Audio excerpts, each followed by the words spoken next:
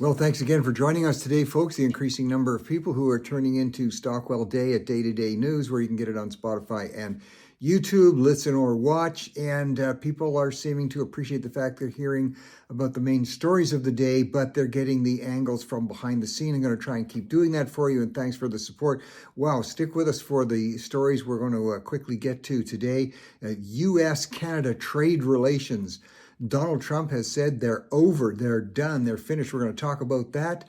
And right at a time when there's more Canadians wanting to fly to the U.S., there's a teacher strike going on, and the teachers are showing that actually they don't want more diversity. Wow, look what's happening in the NBA with the association with MAFIA and cheating and just nasty stuff going on. And in all the bad stuff that's going on, we've got some indication from college kids that they're wanting to take courses that teach manners and how manners can lead to success.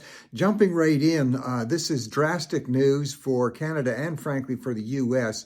President Donald Trump has called off all negotiations related to trade and tariffs. This is very bad news.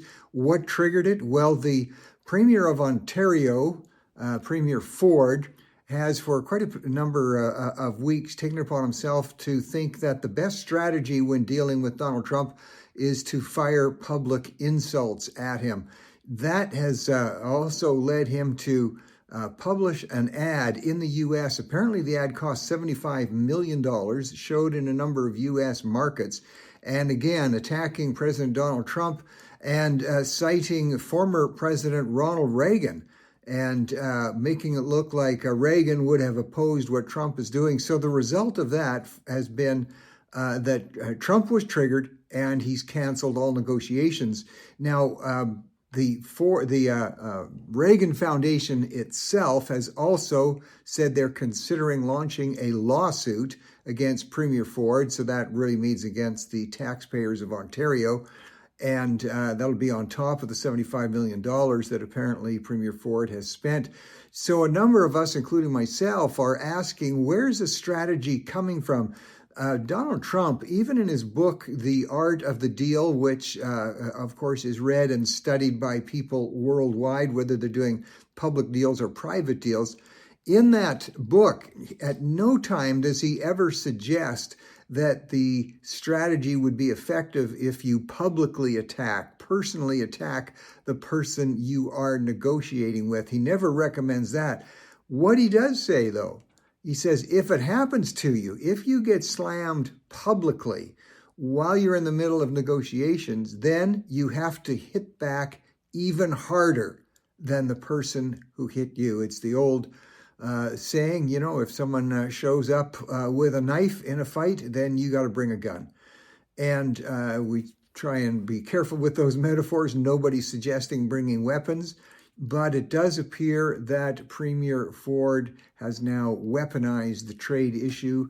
President Donald Trump predictably has responded, and a number of us are asking Premier Ford, where did you get this strategy? Where did you get this idea that this would work? And we are saying Premier Ford is not only hurting his province, but he's hurting all of Canada. So we'd like to hear more about that. And this is happening at a time where, as far as the issue of trade, certainly in Canada, as Canadians have been polled extensively related to the standoff with the U.S., or at least the negotiations until today with the U.S., it's showing that Canadians, if given the preference, would want to see more ties to trade with the EU, with European nations, than with Asia. Canadians are not saying rule out trade with Asia, but definitely showing a preference to Europe. So that's something that is interesting and should be taken into account. And polls are showing that when it comes to trade with the U.S. or more trade with Asian countries, Canadians, by quite a significant number, are saying we want more trade with the U.S. We still would like Asia, but more wanting an increase with the U.S. than with Asia. So something that politicians should be looking at and considering. In the light of that, there's an announcement today that the giant energy company ConocoPhillips has announced that they will be reducing their investment in Canada, possibly leading to thousands of job losses. The heartbreaking irony of all of this, as this is just yet another energy company saying we're getting out of Canada, and we have the nation of India saying Canada is not reliable. The mainstream media in Canada hates to report any of this because they are culturally Marxist in their views, so they want to see anything but a strong, abundant, and economically connected Canada. They want to see all those traditional ties broken. And Canada, when you talk about its energy resources, forestry resources, rare earth minerals, which are now a factor with China wanting to cut off the US, Canada could actually be, if not the wealthiest nation in the world, one of the most, right up there in the top 5, could be. And more money coming into government coffers means more money available to social programs for Canadians. But the economic track and strategy that the federal government is taking and that a number of provinces are taking are leading to more debt, more money having to spent in terms of trying to patch up the problems that we're causing, more inflation, less predictability for business. It's all working to make Canada more impoverished. Whereas if we would be allowed by our governments to take a responsible approach to the production, the ongoing production of the best refined energy products in the world, and allowing those to be shipped to countries like India and China, which continue to pollute the world with huge amounts of coal and the burning of dung, Canadian refined products would reduce global emissions and would provide huge economic opportunity for Canadians at all levels, would give the promise to First Nations, Indigenous groups, to truly emerge from poverty.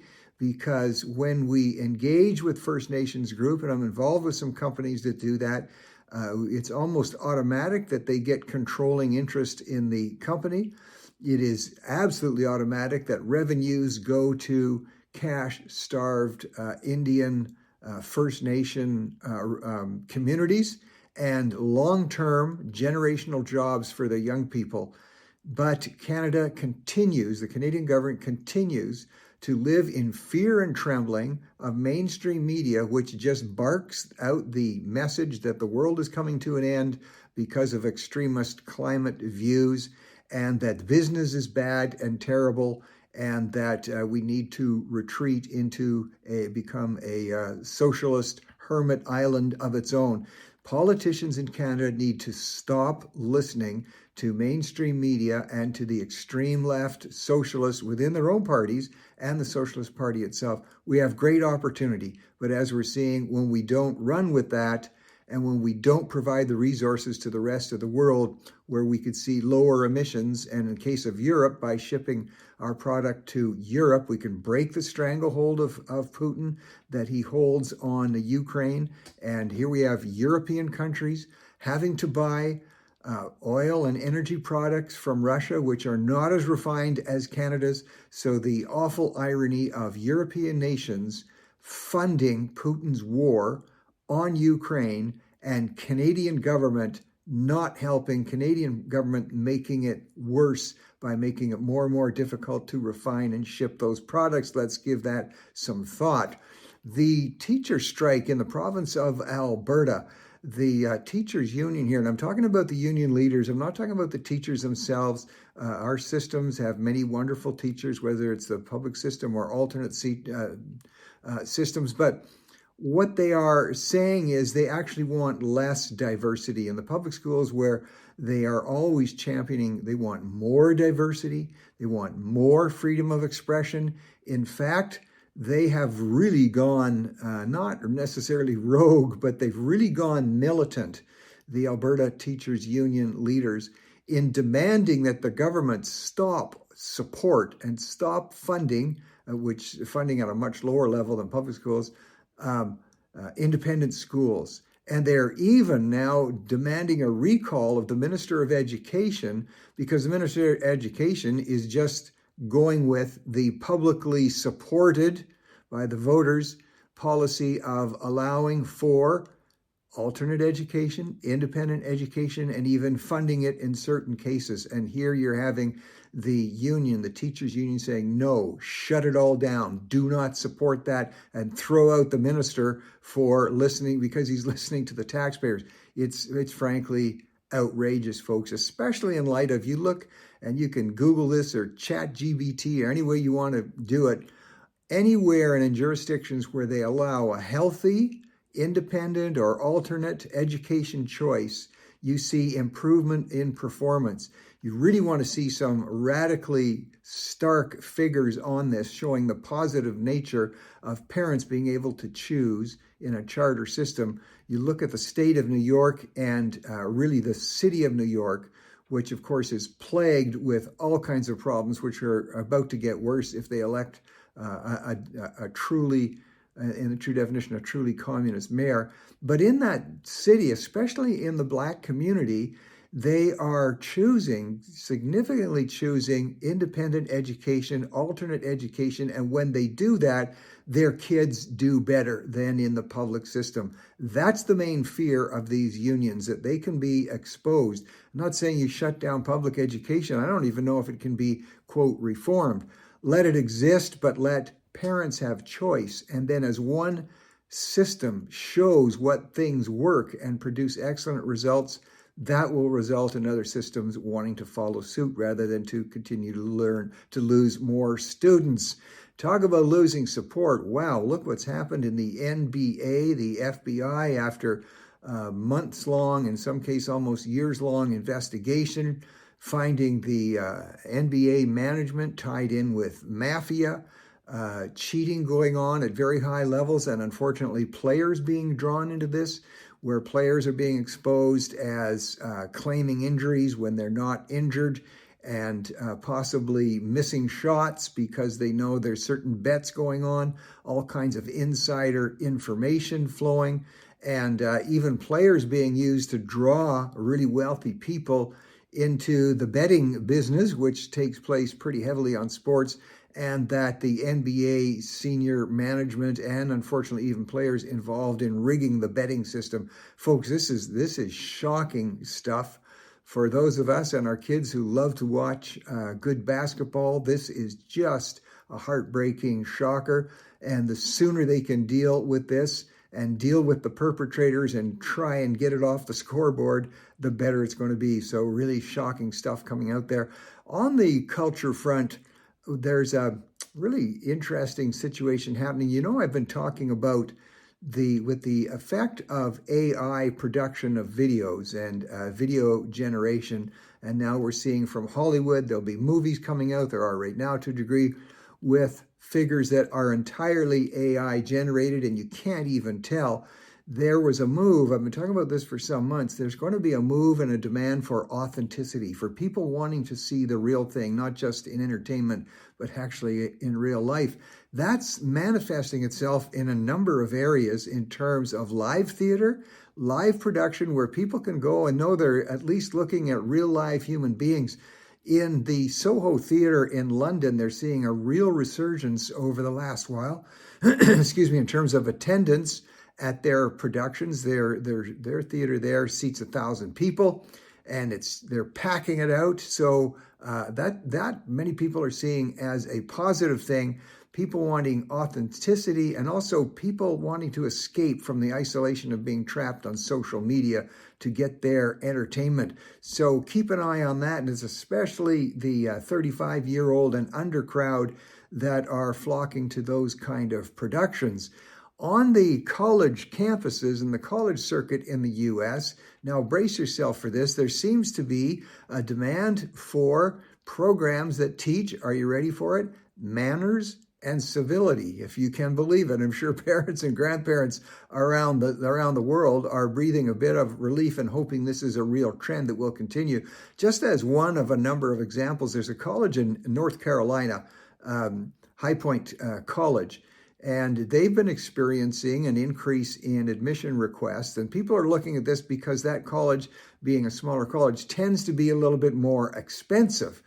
And among the programs that they offer, the usual flow of programs that could be offered at a college, in the amenities themselves, in the facilities that are at the college, there's some eyebrow-raising programs that are going on. For instance, in the college situated restaurant, it's a steakhouse, and you have to reserve to get there.